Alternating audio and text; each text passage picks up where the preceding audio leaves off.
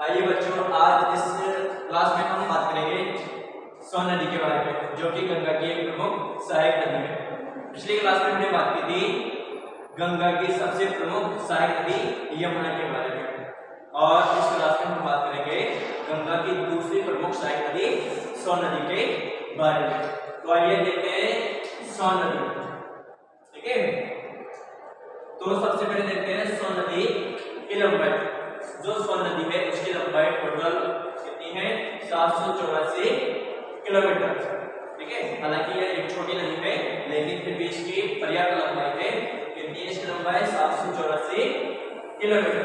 ठीक है, दूसरी जो मुख्य बात है वो है कि इसका उद्गम कहां से होता है। तो अगर इसके उद्गम की हम बात करें तो इसका उद्गम अमरकंटक पहाड़ियों से होता है।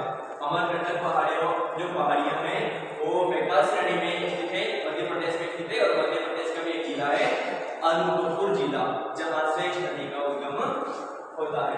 ठीक है, तो ये ध्यान रखना, सोन नदी का उद्गम कहां से होता है? अमरकंटक पहाड़ियों से।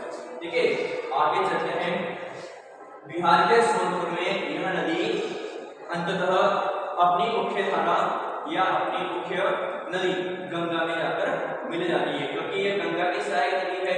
ठीक है, इसलिए यह लास्ट में एंड जाकर कहां मिल जाती है? गंगा में मिल जाती है। ठीक है, मान चलिए देखिए एक बार, जो सोन नदी है इसका उद्गम होता है अमरकंटक पहाड़ियों से, जो कि मध्य प्रदेश में स्थित है।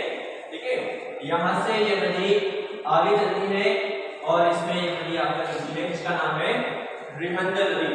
ठीक है, जहां पर इस नदी पर एक जलाशय निर्मित किया गया है, इसका नाम है गोविंद वल्लभ पंत सागर जलाशय। ठीक है, ध्यान रखना कि यह सोन नदी की सहायक नदी रिहंद पर स्थित है। ठीक है, आगे ये नदी बढ़ती है और एक नदी और आकर इसमें मिलती है, जिसका नाम है उत्तरी कोयल नदी। ठीक है, तो ये ध्यान रखना कि सोन नदी की दो प्रमुख सहायक नदियां हैं, जिनका नाम क्या है? एक का नाम तो रिहंद है और दूसरी का नाम है उत्तरी कोयल।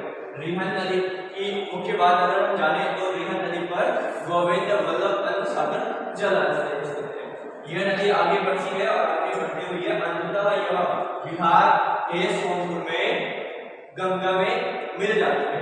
ठीक है, अब बात करें कि ये जो कैमूर की पहाड़ियां हैं, ये कैमूर की पहाड़ियों का यहाँ क्या काम है? तो ये कैमूर की पहाड़ियां यहाँ हमने इसलिए देखी क्योंकि जो यमुना है और जो सोन नदी है, उन दोनों के बीच में जो अपवाद क्षेत्र का विभाजन है, उस अपवाद क्षेत्र का विभाजन करने में कैमूर की पहाड़ियों का महत्वपूर्ण योगदान है।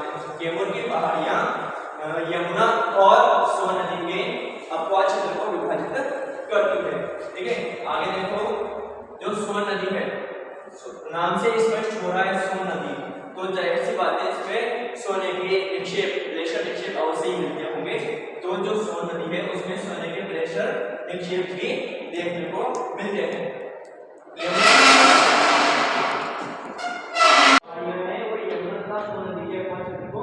अलग करते हैं। आगे देखते हैं कि जो इसकी सहायक नदियां हैं, इसकी सहायक नदियों में दो प्रमुख नदियां हैं।